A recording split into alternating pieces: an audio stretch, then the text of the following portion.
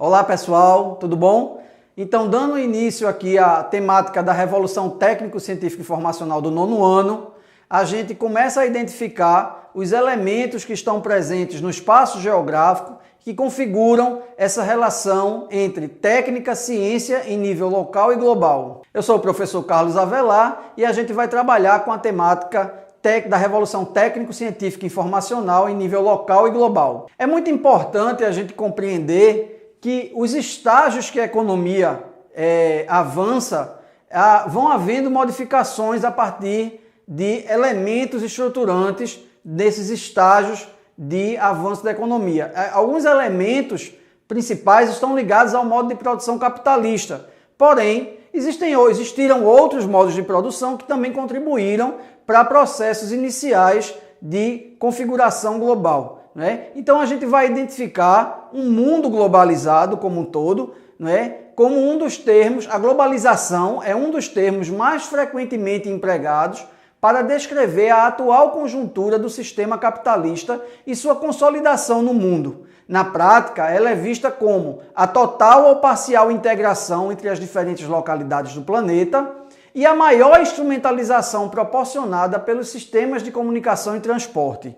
É importante a gente fazer essa correlação quando a gente fala de globalização com o sistema de produção capitalista. Ele que deu subsídios, ele que fomentou e impulsionou com muito mais eficiência, com muito mais força, esse processo de globalização. Mas o que vem a ser exatamente esse processo? Vale aqui a gente refletir muito intensamente sobre o processo de globalização, De que forma esse processo de globalização ele tem alcance em determinados espaços, mas tem espaços que ele também não alcança, tem espaços que não estão dentro desse mundo globalizado. Então é importante a gente identificar e entender o que exatamente é esse processo de globalização. Em uma tentativa de síntese, podemos dizer que a globalização é entendida como a integração com maior intensidade das relações socioespaciais em escala mundial, instrumentalizada pela conexão entre as diferentes partes do globo terrestre. De uma forma mais geral, a globalização nada mais é do que um processo intensificado de relações socioespaciais, onde partes diferentes do globo são intercorrelacionados e aí, a partir daí eles estabelecem uma formação socioespacial específica para esses espaços. Então, pessoal, para a gente compreender esse mundo globalizado, é preciso fazer uma reflexão conceitual. Então a gente vai trazer um pouco desses conceitos. Esse conceito não se refere apenas simplesmente a uma ocasião ou acontecimento, mas é um processo. Então, como a gente falou, esse processo ele é complexo e ele é diversificado. Ora ele está mais avançado, ora ele está mais retraído. O processo de globalização ele foi se dando sobre a superfície da Terra de forma muito diferenciada. Ele está em constante evolução e transformação. Obviamente que em alguns lugares ele vai estar muito mais intenso, em outros lugares ele vai estar menos intenso. De modo que a integração mundial, por ele gerado, é cada vez maior ao longo do tempo. Então, para isso, a gente faz algumas reflexões e traz algumas características, como, por exemplo, essa abstração em relação ao tempo dos procedimentos econômicos, culturais, políticos, sociais, que se dão em torno desse mundo globalizado. É importante a gente destacar que isso daí altera as formas de se pensar o mundo. A gente identifica, então, tempos rápidos e tempos lentos, Há um século atrás, a velocidade da comunicação entre diferentes partes do planeta até existia. Porém, ela era muito menos rápida e eficiente que a dos dias atuais, que por sua vez poderá ser considerada menos eficiente em comparação com as prováveis evoluções técnicas que ocorrerão nas próximas décadas. Ou seja, a gente tem um processo de evolução que a técnica e a informação, elas subsidiam, elas dão um aparato, um suporte para que as comunicações, as trocas, as trocas de saberes, as trocas monetárias, as trocas de moedas, as trocas de mercadorias, o fluxo de pessoas entre um lugar e outro, ele se dê com muito mais efetividade agora do que há um século atrás, onde a gente tinha, por exemplo, um tempo mais lento, onde essas trocas aconteciam de forma, não é, mais pausada. Então, por quê? Porque não existia um desenvolvimento técnico como a gente tem um desenvolvimento técnico hoje. Algumas décadas mais na frente, a gente vai ter, obviamente, uma implementação maior dessas trocas, né? Onde a gente vai ter uma rapidez, uma fluidez maior dessas trocas do que a gente tem hoje. A gente pode dizer, então, que o mundo vai se encontrar cada dia com maior rapidez no seu contexto globalizado. Esse é o princípio fundamental da globalização, não é? É trazer a fluidez para que o mundo as pessoas possam utilizar de determinados aspectos, de usufruir determinadas situações de forma mais rápida, né? Um exemplo que a gente pode citar é esse da teleaula, né? A gente utilizar, por exemplo, a informação para que em momentos emergenciais como esse a gente possa fazer um subsídio, dar um suporte para que vocês, estudantes, possam ter um acesso à informação mais rápida. Então, é esse contexto mais globalizado, esse contexto, não é? Esse princípio da globalização que favorece esses aspectos mais rápidos, que tornam esses tempos mais rápidos, tempos de respostas mais rápidos, e aí a gente pode ter um andamento de um processo mais eficiente dentro desse processo global. E aí a gente vem ao termo da aldeia global, não é? O termo aldeia em si só, ele já diz mais ou menos como é que as coisas estão ali acontecendo de certa forma próximas, não é? De uma distância menor. A gente, obviamente, não descarta a presença do espaço como um todo, da organicidade do espaço como um todo, do espaço geográfico, das paisagens, as modificações culturais nas paisagens, nos espaços, mas a gente pode dizer que esse tempo se reduziu e a técnica, as tecnologias de redução desse tempo tornou os espaços mais próximos. Então eu posso muito bem fazer uma webconferência, por exemplo, com uma pessoa que esteja no Japão, que esteja na China, na Índia, não é? Nos Estados Unidos, na Europa, e isso daí dá uma relação de proximidade. Essa tecnologia, por exemplo, a gente já tem na palma da mão, não é? Com os telefones celulares, enfim. Tudo isso aí nos faz partícipes de uma aldeia global, de uma área mais próxima. O avanço realizado nos sistemas de comunicação e transporte, responsável pelo avanço e consolidação da globalização atual, propiciou uma integração que aconteceu de tal forma que tornou comum a integralidade dos espaços.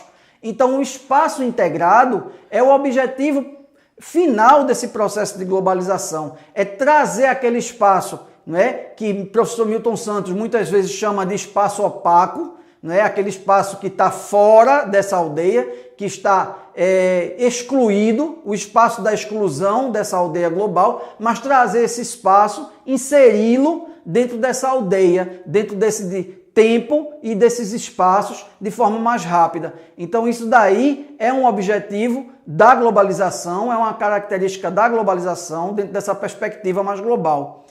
O termo aldeia, especificamente, como a gente já falou, é referência a algo pequeno, onde todas as coisas estão próximas umas das outras, o que remete à ideia de que a integração mundial no meio técnico, científico e informacional tornou o planeta metaforicamente menor. Então a gente tem um processo que nos conduz a uma eficiência maior e aí os tempos se tornam tempos mais rápidos e os espaços eles diminuem na medida que eu tenho uma integração com o outro, uma integração com o distante de uma forma muito mais rápida e eficaz.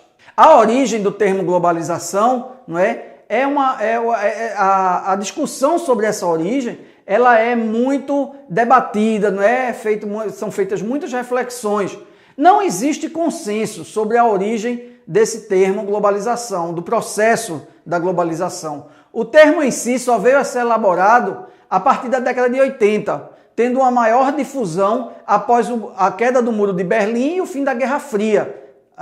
Então, alguns aspectos, né, foram contribuindo para que esse processo se tornasse um processo mais rápido, esse fluxo, essa troca, tornasse um processo mais rápido. Alguns aspectos históricos, como foi falado aí, né, principalmente o fim da Guerra Fria, trouxeram subsídios para que esse processo de globalização avançasse mais ainda. No entanto, são muitos os autores que defendem a globalização, defendem que a globalização tenha se iniciado a partir da expansão marítimo-comercial europeia, no final do século XV e início do século XVI, momento no qual o sistema capitalista iniciou sua expansão pelo mundo. Então é importante a gente salientar que lá na Idade Média, né, mas assim, identificar também que em tempos anteriores, né, esse processo de expansão ele estava muito consolidado. A expansão dentro do continente europeu e dentro do continente asiático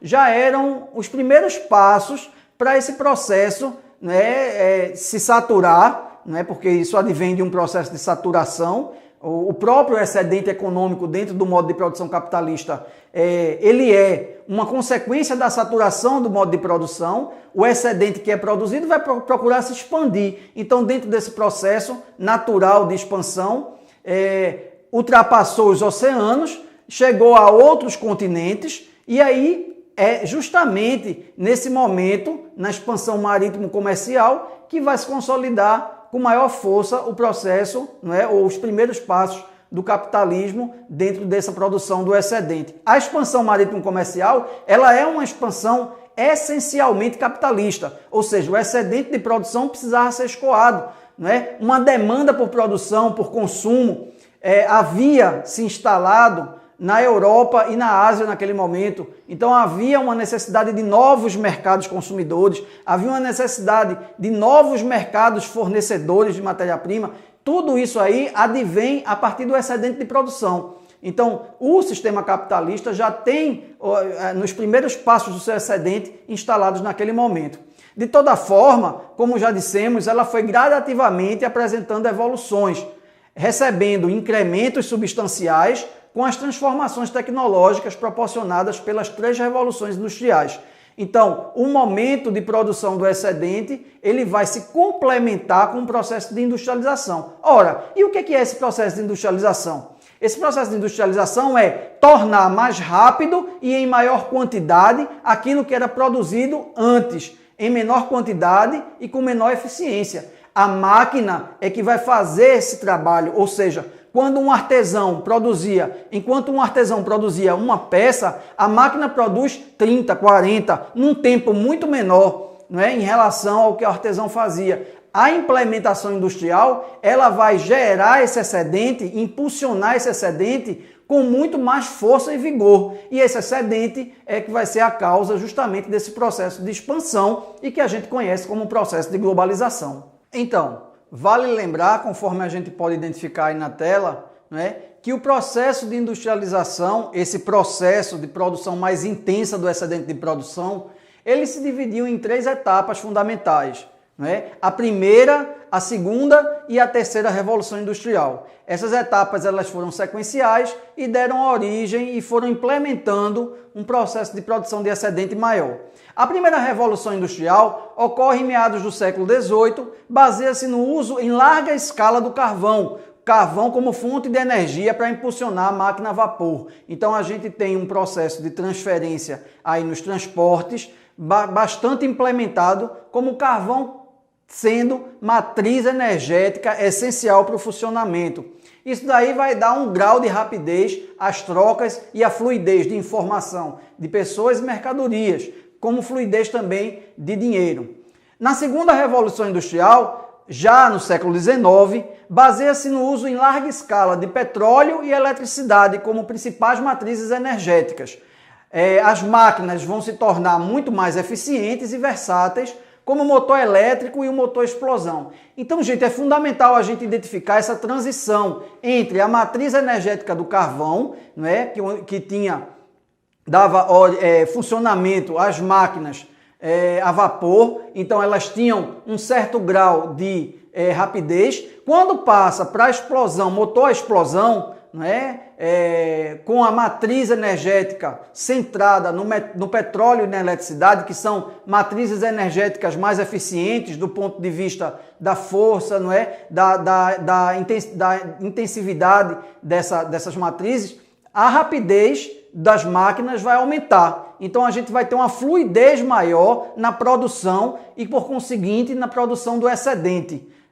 No terceiro momento, que é a terceira revolução industrial, vai ocorrer já no século XX, já de meados do século XX para o final, mais especificamente a partir da década de 70. Destaca-se pelo uso de várias fontes de energia, né? E aí as atividades típicas dessa revolução, né? A gente identifica a química fina, a microinformática, a microeletrônica, a robótica, as telecomunicações e as biotecnologias. Então, os combustíveis que vão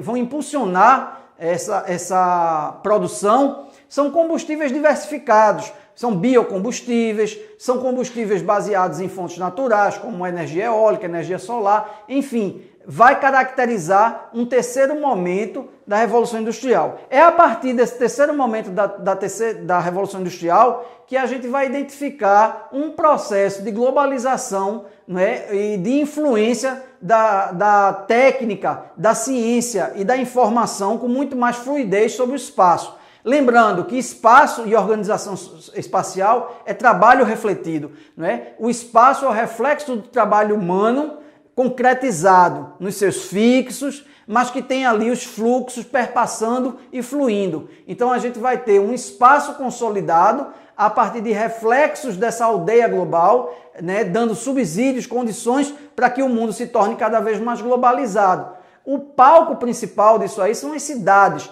As grandes cidades, elas são justamente os espaços da globalização. São os espaços que Milton Santos chamava de espaços luminosos. Espaços onde a tecnologia e a informação estão fluindo com mais rapidez, com mais versatilidade. Então a gente chega até o momento da Revolução Técnico-Científica, que ocorre em meados do século XX e inicia-se uma nova etapa de expansão capitalista, expansão do excedente de produção. A terceira revolução industrial ou a revolução técnico-científica, que está relacionada a alguns fatores. A gente vai enumerar alguns deles principais. As principais contribuições são do ponto de vista do desenvolvimento das novas tecnologias da informação, computadores, robôs, satélites de comunicação e internet, que vão facilitar as trocas de informação e o fluxo de pessoas. Um segundo aspecto são as descobertas científicas aplicadas na melhoria dos processos e da criação de novos produtos e serviços, ou seja, novos produtos e serviços vão se implementar a essas técnicas, ao desenvolvimento da ciência. E um terceiro ponto é a influência da informática na vida cotidiana, ou seja, a gente vai ter uma informatização maior do dia a dia das pessoas. As pessoas vão estar, quer queira ou não, de certa forma, inseridas nesse mundo informatizado. Isso daí vai favorecer a agilização das atividades que são desenvolvidas no dia a dia, como a dos serviços bancários, por exemplo, no comércio, nas escolas, entre outras. Então, uma das contribuições é que a informação fluindo de maneira mais versátil, de maneira mais eficaz, ela vai tornar atividades diárias muito mais rápidas e efetivas. Então chegamos ao momento da revolução técnico, científica e informacional, iniciada nas últimas décadas do século XX e que ainda se encontra em fase de desenvolvimento. Então a gente está vivenciando ainda esse momento de expansão da revolução técnico, científica e informacional. Nesse processo, intensificaram-se os avanços técnicos no contexto do sistema de informação, com destaque para a difusão de aparelhos eletrônicos, né, como o uso do celular, por exemplo, que é um aparelho que está no dia a dia das pessoas e fomenta essa troca de forma muito efetiva e muito rápida, e a internet, que é uma rede de computadores que facilita essa troca de informação e essa troca de fluxos de informação, além de uma maior evolução nos meios de transporte. Os transportes também têm um papel fundamental, porque é o deslocamento de pessoas, principalmente nos centros urbanos, efetivando essa troca com maior rapidez. Portanto, a título de síntese, podemos considerar que, se a globalização iniciou-se há cerca de 5 séculos aproximadamente, com aquele processo de expansão marítimo-comercial, ela se consolida de forma mais elaborada e desenvolvida ao longo dos últimos 50 anos. Então, esse impulso maior, né, é a partir dos últimos 50 anos, trazendo como resultado o que foi gerado durante a segunda Revolução Industrial, com o petróleo e a eletricidade dando um impulso maior, mas nos últimos 50 anos esse reflexo ele é absorvido e é a partir da segunda metade do século XX em diante que a gente vai ter uma caracterização da troca de informações e de conteúdos de forma muito mais rápida. Então, conforme a gente pode observar aí na tela, não é? Algumas representações desse mundo globalizado, não é? Um mundo que está interligado, ou seja, está integrado de forma muito mais rápida, um mundo que está presente, não é? Uma diversificação de produção e desse excedente de produção, né? A gente identifica aí as marcas dos grandes conglomerados de produção nesse mundo global, né? E a padronização é um aspecto peculiar desse mundo globalizado, ou seja, a globalização ela trouxe a padronização como um aspecto importante, definidor de onde uma área é globalizada ou não, porque o padrão global ele atende a todas as áreas de uma mesma forma, não deixando de considerar os aspectos locais, que é o diferencial. O diferencial, que é essa relação entre o global e o local, o diferencial ele conta também, a gente vai ver mais na frente essa relação, mas ele conta fundamentalmente para esse processo.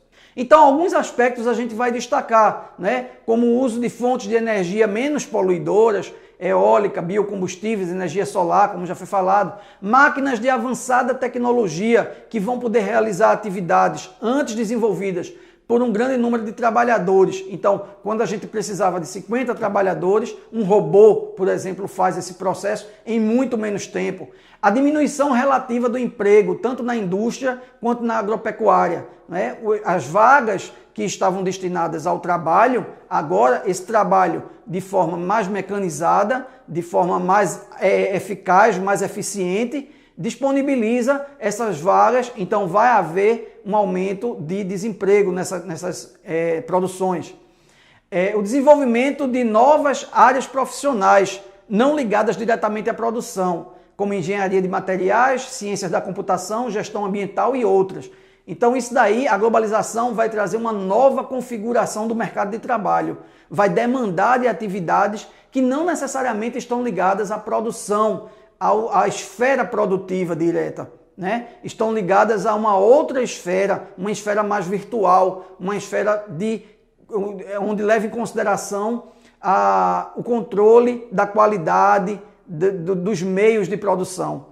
O desenvolvimento do setor de serviços que absorve parte da mão de obra dispensada pela indústria. Então isso daí gera uma informalidade também no setor de serviços, as pessoas não tendo mais onde se localizar com sua mão de obra ali na força de trabalho industrial ou no setor primário, elas vão então ocupar serviços informais, vão ser prestadoras de serviços, vão trabalhar com biscates, enfim, vão formar uma população que direciona o trabalho para a atividade informal.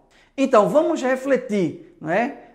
Observando aí na tela, né? Você já parou para pensar o que é local e o que é global no contexto do meio técnico, científico e informacional? Essa relação entre o local e o global, ela é uma relação muito peculiar, né? Ela tem suas singularidades. O local tem no global a sua forma de atuação, mas o global também não pode ser independente do local, porque o diferencial disso aí em algumas áreas, em alguns aspectos, que vai ser o atrativo para a consolidação e organização daquele espaço. Você reconhece no seu dia a dia alguns elementos como produtos, costumes, crenças e hábitos, cultura de origem exclusivamente local ou de origem exclusivamente global? Né? Então é uma pergunta aí que cabe a gente refletir. Será que é algo só local ou algo só global? Um não depende do outro, né? E aí a gente considera o princípio da interdependência no espaço geográfico, da análise do espaço geográfico, né? O local dependendo do global e o global dependendo dos aspectos locais. O local e o global num mundo interligado, né? No mundo globalizado, o tempo e o espaço têm outras dimensões. Então, o processo de abstração, dentro de um processo globalizado, de um mundo globalizado, a gente vai ter uma outra concepção desse processo de abstração. Por quê? Porque ele vai nos dar dimensões diferenciadas. Algo que acontece do outro lado do mundo, que você pode ler, pode ver, acompanhar instantaneamente, praticamente.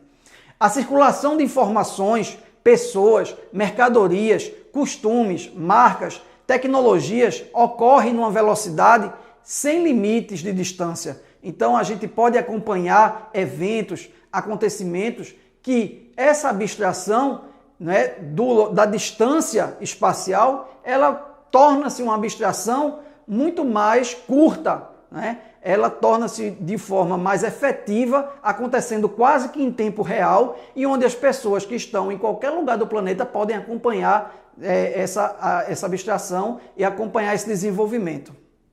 Então, a partir daí a gente começa a identificar espaços globais e espaços locais. O espaço geográfico vai possuir várias dimensões, desde o local, que pode ser um lugar, passando pelo regional, nacional até o global. Então, o lugar, que é a base, o local, ele tem uma relação de identidade. Essa relação de identidade, ela não pode ser excluída, ela não pode ser escanteada dessa análise socioespacial. Por quê? Porque é ela que define o sujeito, o indivíduo enquanto ser agente transformador do espaço como um todo. E aí essa escala vai mudando. Tem a influência regional, tem a influência nacional, até que se chega ao mundo global. Isso daí de forma integrada. Refere-se ao espaço local tudo aquilo que é singular, que é próprio de um lugar, né? Então, o local é o lugar da afetividade, o local é o lugar das características mais ligadas à identidade, né? Eu me identifico com aquele lugar, então estabeleço laços afetivos com aquele lugar. O local vai dar esse diferencial, né? O que em outras escalas não vai ter, né? Na escala regional a gente ainda tem, mas na escala global a gente não tem essa ligação com os lugares, e sim um padrão global. Já o espaço global refere-se a tudo aquilo que é partilhado, que está ou que pode ser acessado na maioria dos lugares do mundo. Portanto, é um padrão. Por quê? Porque vai chegar na maior parte dos lugares do mundo. A internet, por exemplo, faz desse espaço global, assim como as organizações internacionais também o fazem, né? Então, são meios. A internet, as organizações, os grandes conglomerados internacionais transformam esse espaço num espaço global. Eles dão fomento a essa padronização, e essa padronização deixa os lugares iguais, deixam as coisas e eventos iguais em qualquer lugar do mundo. A partir de então, a gente estabelece algumas redes e fluxos interligados. Porque para haver esse processo de comunicação de forma mais efetiva, mais rápida, né, essas redes, elas são o substrato essencial, e os fluxos é justamente tudo aquilo que está perpassando por essas redes interligadas. Então a gente vai identificar alguns aspectos ligados a essas redes e fluxos.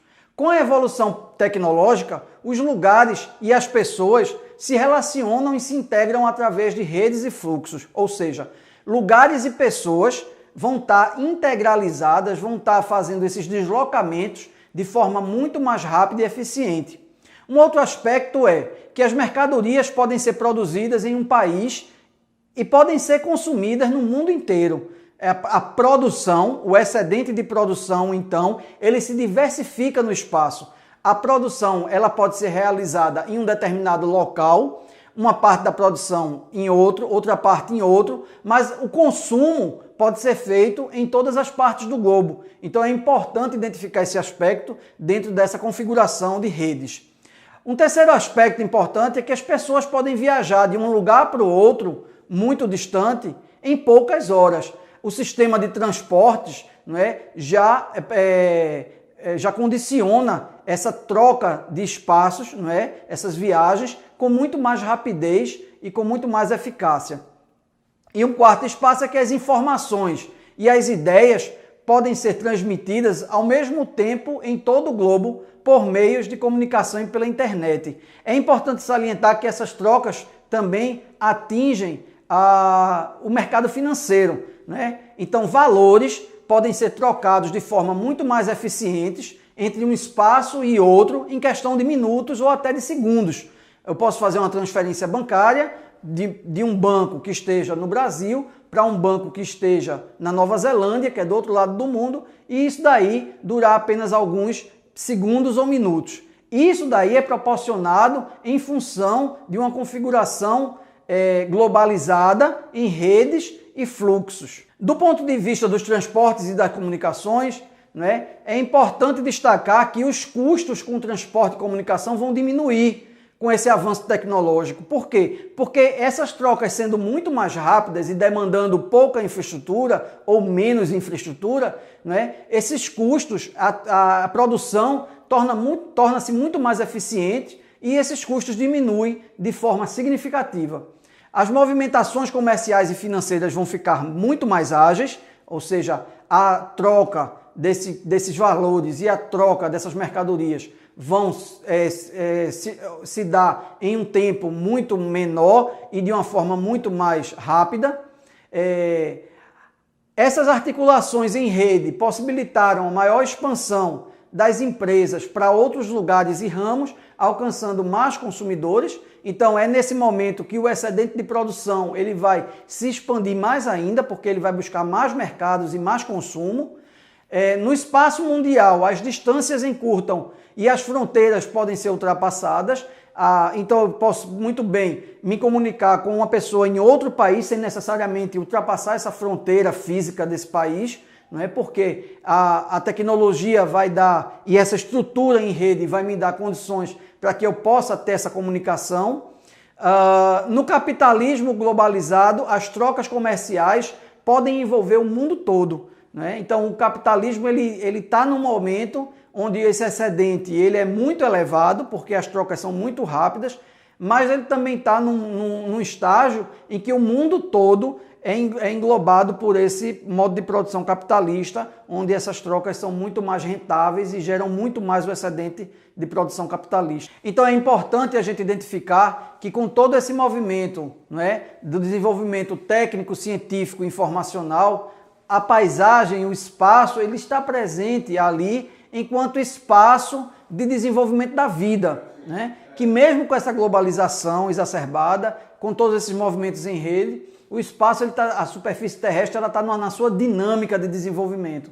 E aí a gente vai partir para uma análise, não é, que o professor Milton Santos identificou como sendo as rugosidades do espaço, né? Segundo o professor Milton Santos, ao longo da história, as ações humanas e as sociedades vão imprimindo suas construções ao espaço geográfico. Como a gente falou, o espaço é trabalho. Então essas construções são rugosidades que estão impressas no espaço geográfico, né? E essas rugosidades elas estão presentes enquanto uma dinâmica da vida na superfície, né?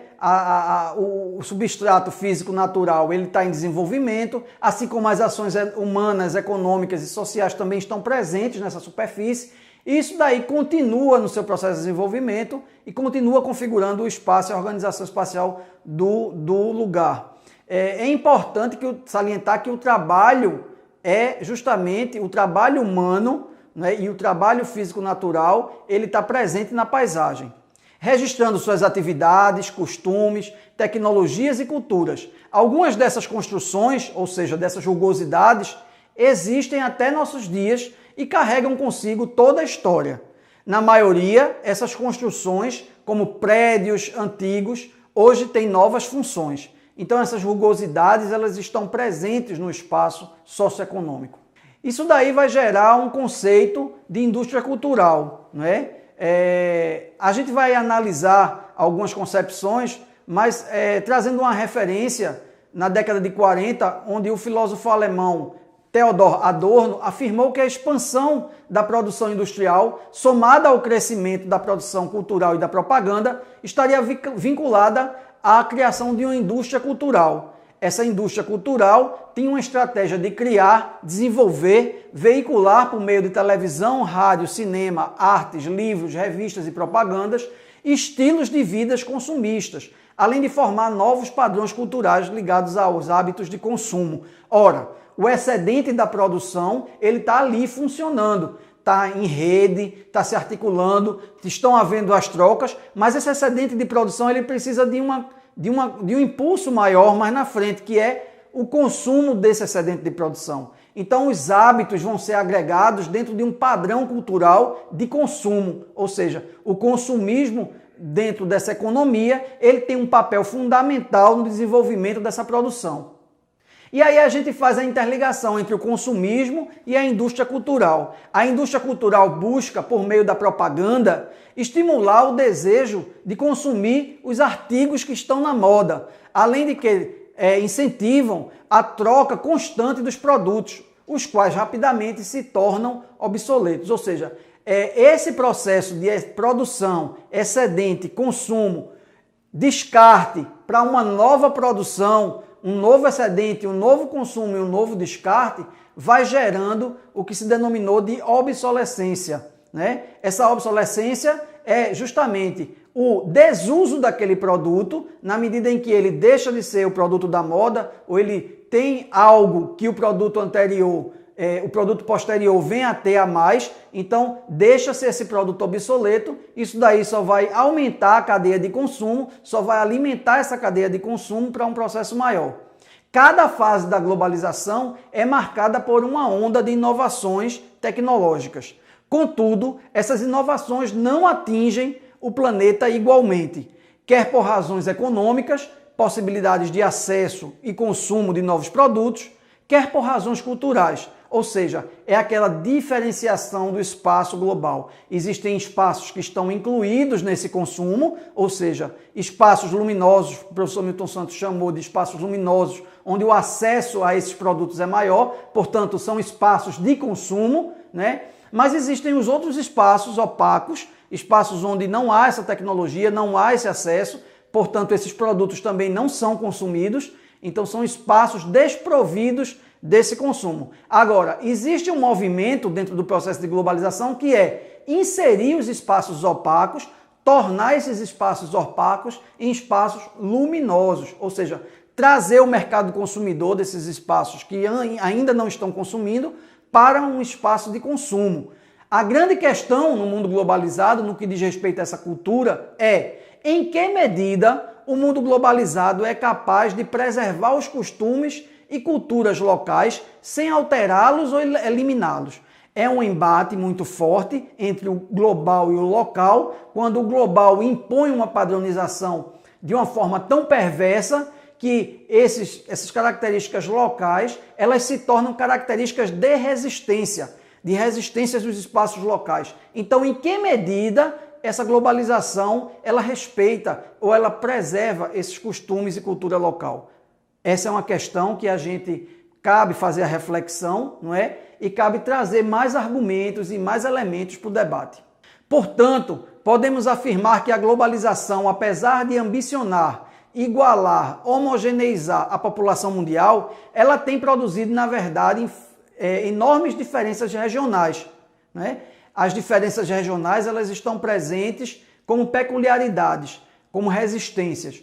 Assistimos hoje à globalização do consumo, mas vemos caminhar a passos lentos a globalização da educação, da saúde e do trabalho. Na medida que o acesso a esses recursos é um acesso escasso por conta da distanciação espacial, então meios de comunicação facilitam esse processo de troca de informações, de troca de mercadorias, enfim, um processo de globalização integrado. Então, pessoal, é dentro desse contexto globalizado que a gente identifica como que o espaço ele se torna um espaço com uma organização própria, né? É dentro desse contexto em redes que se leva em consideração trocas rápidas, né?